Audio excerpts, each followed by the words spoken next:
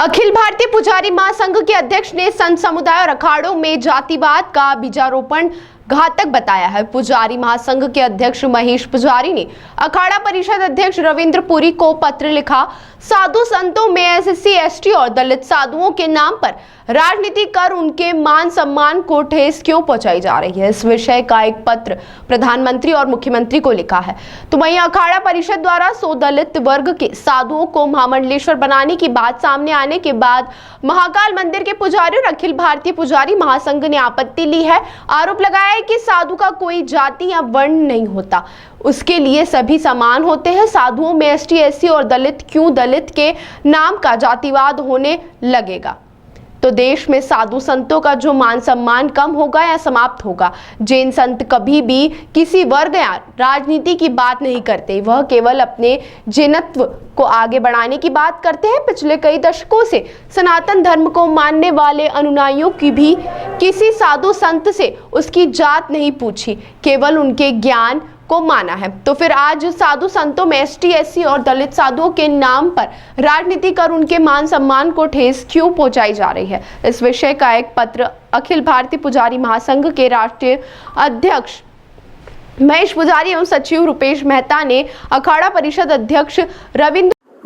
हमने इस विषय को लेकर एक पत्र अखाड़ा परिषद के अध्यक्ष महोदय को लिखा है।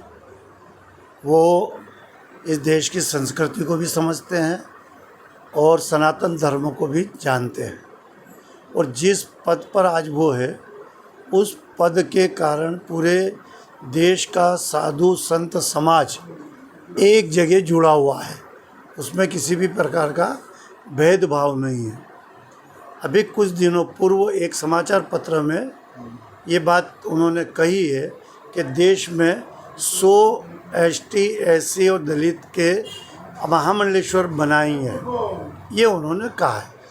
अच्छी बात है, बनाएं, उसमें भी किसी को भी कोई आपत्ति नहीं है, लेकिन हमारा उसमें ये कहना था कि समाज को एसटी, एससी और स्वर्ण आदि में पदवी को न बांटे, और साधु संत जो है वैसे भी उसकी तो कोई जात होती ही नहीं है, क्योंकि वो जब अपना पिंड कर्म कर देते हैं और पिंड कर्म करके उनके पिता की जगह उनके गुरु का नाम लग जाता है और उसके बाद फिर ऐसी कोई पदवी मिलती है तो वो तो समाज के हो गए, सनातन धर्म के हो गए।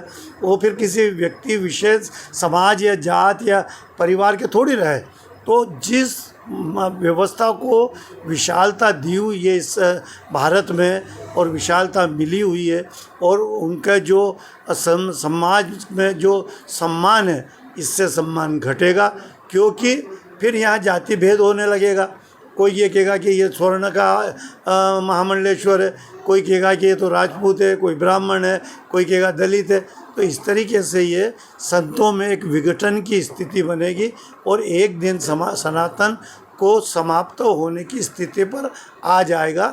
इसलिए हमने उनसे निवेदन किया था कि आप साधु समाज संत में जात और व्यवस्था को, वर्ण को ना लाए, और यहाँ जो बुद्धिजीवी हैं, पढ़े लिखे हैं और जो इस योग्य है वो महामंडलेश्वर किसी भी समाज का है बने, लेकिन उसके ऊपर पर्टिकुलर ऐसी बात न लगाए। आज उन्होंने कहा कि एसटी, एससी, तो वैसे ही वो जो व्यक्ति है उसको तो हमने एक तरफ से नीचे ला दिया, उसका सम्मान ही घटा दिया।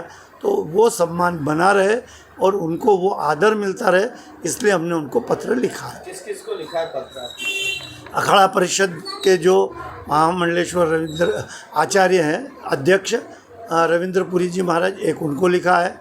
हमने आदरणीय प्रधानमंत्री जी को लिखा है, मुख्यमंत्री जी को एक पत्र लिखा है, उसके बाद संभाग आयुक्त को वो पत्र की कापी भेजी है, पुलिस अधीक्षक जी को भी कापी भेजी है, यहाँ तक कि हमने हमारे जो राज्यसभा सांसद सदस्य बने हैं आदरणीय उमेश नाथ जी महाराज, हमने उनको भी ये कापी भेजी है और उनसे भी ये अनुरोध किया है कि समाज में कि और साधु संत समाज में जात पात की व्यवस्थाओं को ना लाया जाए, और साधु यानी साधु, और जब भी सनातन बचेगा, ये हमारी अपेक्षा है।